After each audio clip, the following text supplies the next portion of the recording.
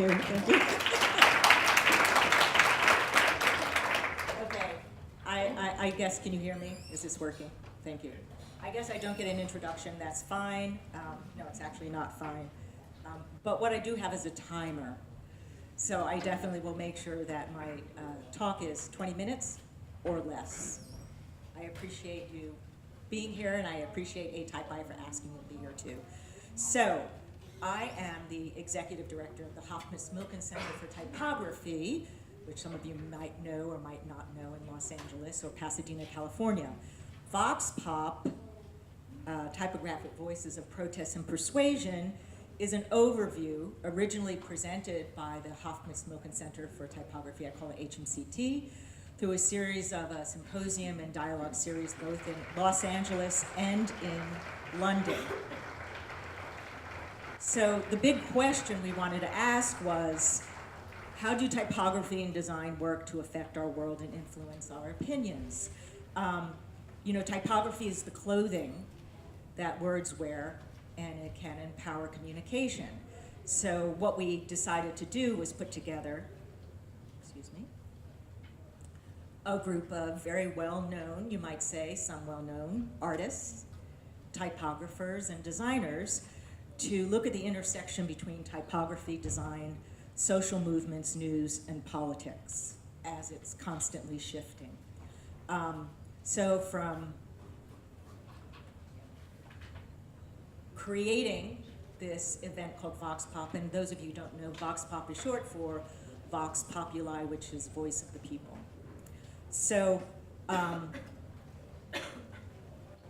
what we did was look at from typographic and visual poster campaigns from World War I to anti-Vietnam posters to the 60s to hand-drawn painted splash posters at current day protests in support of women, immigrants, people of color, LGBTQ communities. We actually wanted to see how in these times we could become more aware of how we can speak the truth and get messaging out. I think it's very significant, the language and words we use or how we define ourselves and how we can impact how an issue is conveyed. Carol Wells is the executive director of the Center for the Study of Political Graphics in Los Angeles. If you don't know who she is, she has over 90,000 political poster collections from around the world. So I'm going to start in a very strange order. Protest. We did, along with the symposium and the dialogue series in LA and London, and I apologize if some of you feel you're left out. Why did I choose Los Angeles and London? Well, there's a long political history that goes back between Britain and America, of course. And why women? Well, first of all, I'm not a chick. So I think the idea that women, especially in the 1960s and 70s, decided to have a visual voice of protest. And by the way, all of women's rights or women's issues are everyone's issues. So along with the symposium, we also had this fabulous exhibition that was curated by the Center for the Study of Political Graphics that dealt with all these different issues, over 50 different images. They had to be created of women by women. By the way, there is a catalog that is going to be available. You have to come to my talk later for you to see how you can get this catalog. You can order it from us and online. The other thing about protest and about protest graphics is that a lot of it is anonymous for obvious reasons. You don't want retribution. So part of this, of course, were issues dealing with war, women in war, and started out, you might say, of course, in the United States with the Vietnam War is not healthy for children and other living things. That's a very, very famous poster. To the center one, which is this woman is Vietnamese, very, very well published and popular image of a Vietnamese woman about to be executed. And then we move out to a little more recently, Make Out, Not War. You can also see the changing graphics from very hand-drawn using crayons to typewriter to, again, a digital rendition. Of course, Sister Corita Kent is so important to everyone in the world of typography and graphic design and political movements. She was a nun who actually left the order because of her views on women, violence, just social issues. We cannot talk about political issues or vox pop protests and persuasion without considering who owns my body, who tells me what to do. Of course, the very famous Barbara Kruger, we had Barbara Kruger's Your Body is a Battleground, both in English and in German. This is also part of the exhibition. Again, you can see from letterpress to some trans people are not burdens, to hand-done abortion that was done by hand and silk screening, to the very digitally done Your Body is a Battleground by Barbara Kruger. Then, of course, the other women's issues when you talk about protests is the concept of image. And for men in America, just to let you know, over 70% of the women think that they're too fat. Maybe some of them are, but it's just a perception that women are always battling with an image of body, and sometimes it doesn't end very, very well. The other thing is inequality. This is a great poster by the Guerrilla Girls, an LA-based group. Do women have to be naked to get to the Met Museum? Less than 40% of the artists in the modern art sections are women, but 70% of the nudes are female. This is current today in our museums. So it actually is a little better. It used to be only 3% of the artists in the modern art sections were women. Now it's up to 4%. So maybe we've made some progress with this. And again, inequality in pay. You can see something just done very black and white graphics. And again, a lot of these are done immediately. A lot of them are not well designed, but a lot of them are about what is the voice that I can create. And the one on the right is a combination of silk screening and hand work in, I'm not antisocial, I'm employed, but I'm still broke because of inequity. The other part, and again, all of what I'm showing you were presented by the panelists. They said, this is what you're gonna talk about. You're gonna talk about an area that you are concerned about, protest. So those who sat on the protest panels, one was about civil rights. Disobedience is the true foundation of liberty. The obedient must be slaves, and that's from Henry David Thoreau.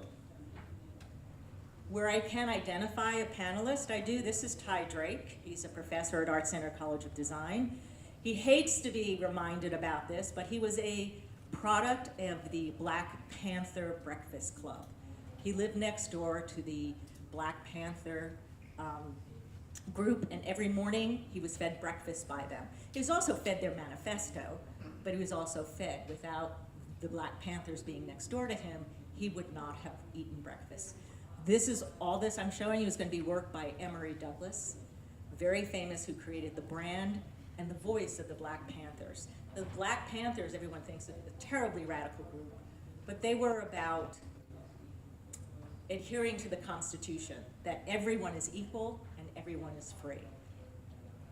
And so when you think about their 10-point plan, it was all based on the US Constitution, but again, you can see the radical and the influence, you might say, about Russian constructivism on Emory Douglas. There's just so much of this, so much wealth, that this, again, it's an overview of what we were able to present. And then bringing it up today, when you talk about in the United States, actually these were done in the Black Women Will Not Be Intimidated. That's a London protest. And End Police Brutality, Black Lives Matter. That's from a Canadian protest. So the issues are universal. They're just not to the United States. They actually are universal issues, perhaps with different genders and different races, but they're still issues. Amos Kennedy was one of our speakers, and Amos works, if you don't know Amos Kennedy, he describes himself as a humble Negro printer, but his words are all about, his work is all about words, and it's all about letterpress and equality and issues that matter.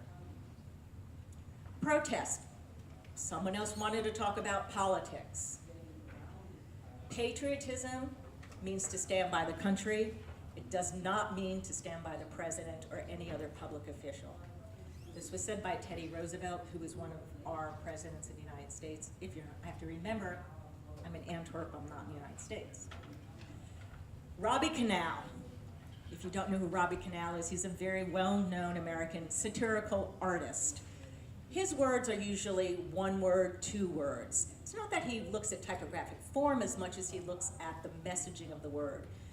And he does what's called scummings.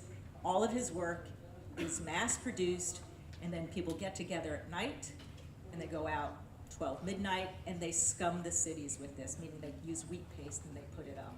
So he has no boundaries. This almost closed, I have to say, this was difficult. I don't believe in pedagogy of an educational institution being controlled, but this was a little difficult because Robbi Canal does not really care. He's an illustrator, but I love his use of words, a twist of fake, nose job, a little white liar, and learning swerve instead of learning curve. Everyone is available to him. No one is safe, Robbi Canal. And you can find his work, of course, online. Freedom from choice, if you're not aware, these are the Supreme Court justices. Notice the women are absent from here. Well, because freedom of choice or from choice has to do with abortion in the United States. Protests for the good. We actually, thank you, Lucienne Roberts. Some of you might be, to be's, excuse my typo. Lucienne, she'll kill me. Lucienne Roberts is a graphic designer and a typographer who believes that everything is a political issue and that everything she does is very important. And it's protests for the good, that graphic design can change your life. Good typography can change your life. This is from one of her exhibitions that she did in London at the Wellness Center on Can Graphic Design Save Your Life? And she has, every time she does an exhibition, she does a book. Hope to Note, this is her very famous one that just recently closed at the Design Museum in London. Yes, the Shepherd Ferry, very famous Hope to Note. And slogans and nice typefaces won't save the human races. That's not hers, it's from Oddly, someone help me, who's here, who's British? You know help. Persuasion. We also decided that we should look at historical imagery of how type and imagery was used. How do you get a country to go to war? David Mahaley is a curator at a very, very famous institution, and how did you get the United States to fight in World War I in a land that had nothing to do with the United States? Well, they did it through visual posters, and they did it through these incredible amount of campaigns. Again, some of the artists and the typographers are known, a lot of hand typography. Some of the illustrators are not known. But it was important for all of these, you got to get out and you have to support the war. And this is the kind of campaigning that was done in the United States in order to get the entire country behind going to Europe to fight. The other, I would say, important war campaign was done by Abram Games in London. Abram Games was a fabulous designer and a fabulous typographer. In fact, his country would not let him sign up to fight in World War II because his work was so persuasive and so important that they wanted him to continue designing for them, design for the war effort. These are examples of join the ATS. Those are women. That got women to sign up for the war. You know, how do you, well, this actually is in the wrong order, and I admit it. He continued his designing to support causes after the war. And this is when the concentration camps were liberated. He did a whole campaign on how do you help concentration camp survivors. His work is absolutely incredible. You have to understand, and we all understand this, this is 1946, 1947. There were no computers. There were no, digital cameras that he can work with. All of this had to be hand illustrated, hand layered, hand done. I just find all of this just absolutely incredible. And all of his type, most of his type was hand drawn too. He helped the war effort at home too. So not only did he do the typography, he also did all of the illustration too. Grow your own food, don't talk, don't waste food. I'm looking at my time, that's why I'm rushing through, by the way. I think he's probably one of the major political voices that we don't really talk about enough is Abram Gaines. Persuasion. You gotta change the status quo, and that's where design and typography can really work its magic. As we all know, this is very famous. When you talk about a movement, when you talk about, 1980, Poland, solidarity, just that one word and the way it was written, we all know Jerzy, and I'm gonna get his name, I always mispronounce his last name wrong. Januszewski? Okay, sorry, Jerzy. That really became a very iconic mark because of not only the strength of it, because of the way it was so important to the movement. David King, again, changed the status quo. David King was a true believer in equity. Some people might say he was a socialist. I don't know what that means today, but he really was concerned and spent his entire life using his great typographic and design skills in order to make people aware of apartheid. Obviously heavily influenced by Rodchenko. He never stopped. Everything he did was about social justice or social injustice, you might say. Persuasion. How do you do it from a sophisticated point of view? How do you elect the first African-American president in the United States? Well, it's a very sophisticated way of doing it. Shepard Fairey's hope on one side. On the other side became another official use of the Shepard Fairey image was doing it in Latin. Josh Higgins was part of the original campaign. This was a well-designed campaign. Obama Biden's first campaign in 2007, 2008. Forward, he then worked on the 2012 campaign. Just add a little serif to Gotham. That was what they did. That's how they changed it. Kept the forward, though, without a serif. I think they said they spent months and months deciding how big that period should be. And it ended up on everything, the side of barns in the United States. When it comes to pervasive design, what can public and not-for-profit organizations learn from the private sector? And Aristotle, David Law, love David Law from Someone in London. He really believes you must have credibility with his ethos, facts, which is really logos, that's what it means, and emotion with his pathos. Alex Aikens from Perfect Day applied this with the Bill and Melinda Gates Foundation in Africa, in Ghana, and in Botswana, empowering teen girls to create their own brand. Give them a can of spray paint and let them spray their own typography in these neighborhoods that were basically, held together with tin roofs, tin box, tin walls. And Jonathan Barnbrook, one of our other panelists, I think he leaves us with the right idea. All design is political. Do in your work what you do in real life. Do in your real life what you would do in your work. So we're not finished. The dialogue is continuing. Vox Pop London, we have one more, empowerment. You have protest, you have persuasion. How do we empower ourselves now? We have the tools, typographically and visually, to empower what we believe in. And you can find us at Vox Pop HMCT Art Center, and everyone here gets a great discount if you decide to sign up for Vox Pop. So thank you very much, and I have 1 minute, 10 seconds left.